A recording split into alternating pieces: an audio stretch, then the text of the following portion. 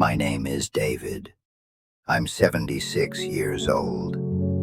I'm recording this because there are things you carry your whole life, and at some point, you realize the weight of them isn't yours alone. And at some point, you realize the weight of them isn't yours alone.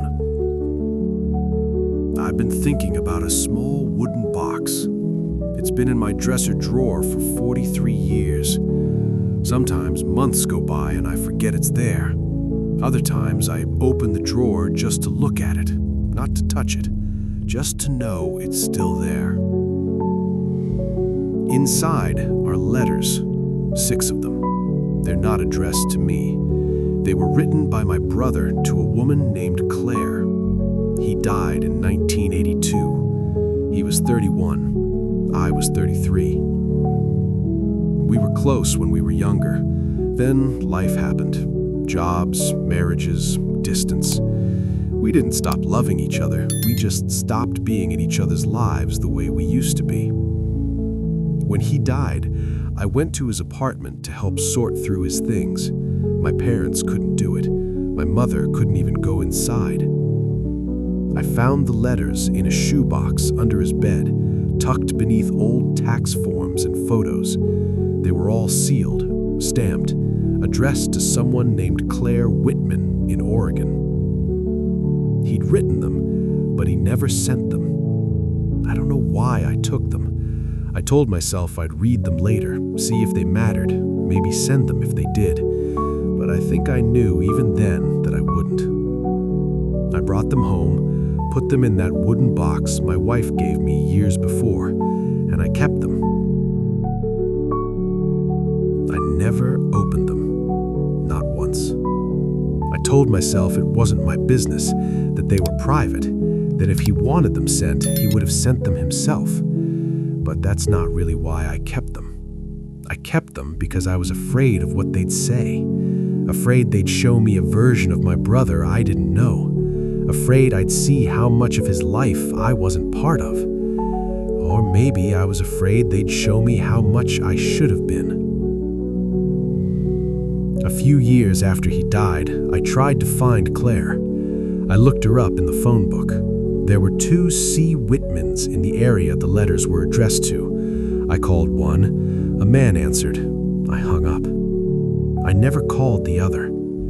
I told myself it was too late, that it would be strange, that she'd moved on, that bringing up my brother's name would only hurt her or confuse her or mean nothing at all. But really, I didn't call because I didn't want to know. If she'd forgotten him, that would hurt. If she hadn't, that would hurt more. So, I did nothing, and the letters stayed in the box. Years passed. I got older, my kids grew up, my wife and I moved twice. Each time, I packed that box carefully and brought it with me. I never told anyone about it. Not my wife, not my parents before they died, not my kids. It became a kind of secret I didn't know how to let go of. Sometimes I'd think about my brother and wonder what kind of person Claire was, if she loved him, if he loved her, if those letters would have changed anything. But I never looked. About 10 years ago, I was cleaning out the garage and I found an old photo album. There was a picture of my brother from maybe a year before he died.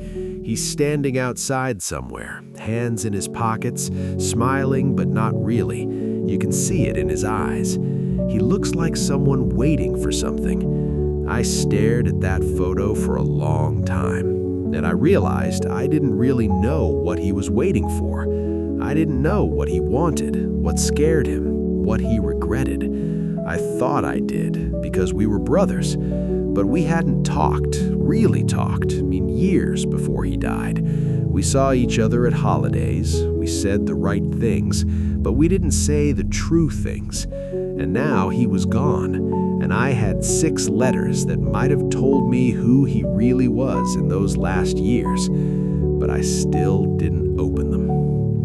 I think I was afraid that if I read them, I'd see all the ways I failed him. Not in some big dramatic way, just in the small ways. The phone calls I didn't make, the visits I didn't plan, the questions I didn't ask.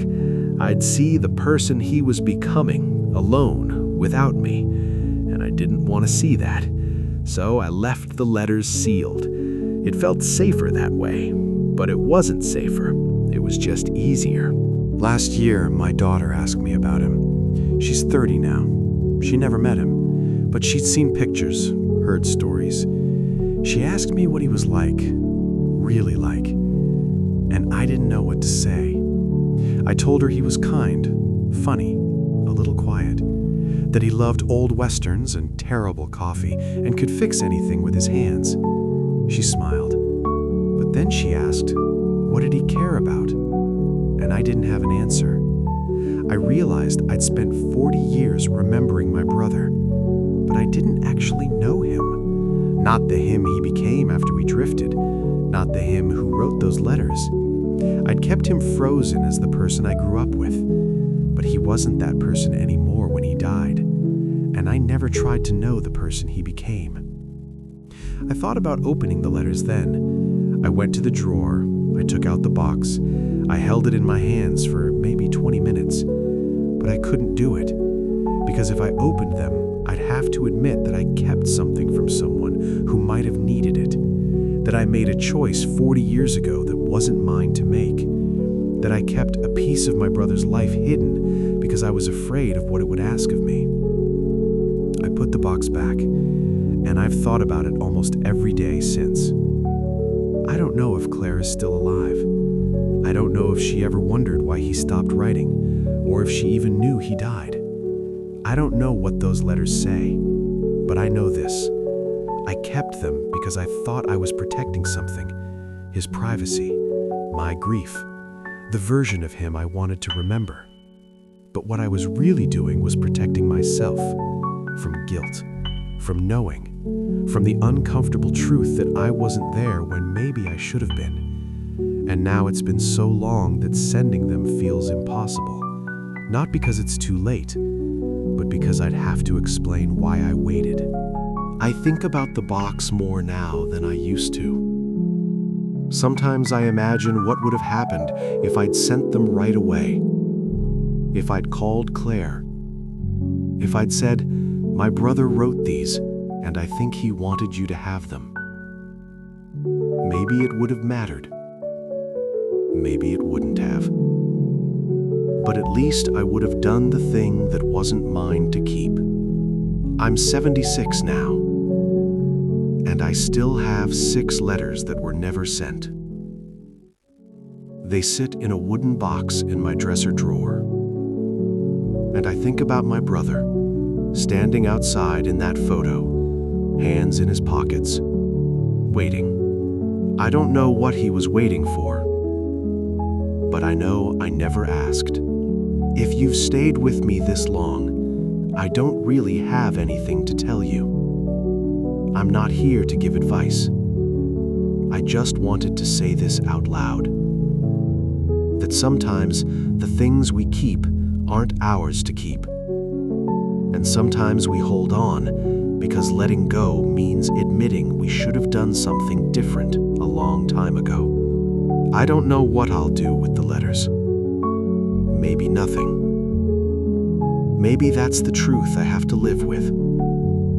But I wanted someone to know they exist. That my brother existed in a way I never fully understood. And that I'm sorry I never tried harder to know him. If you want to leave a thought, you can. I'll read it. Thank you for listening.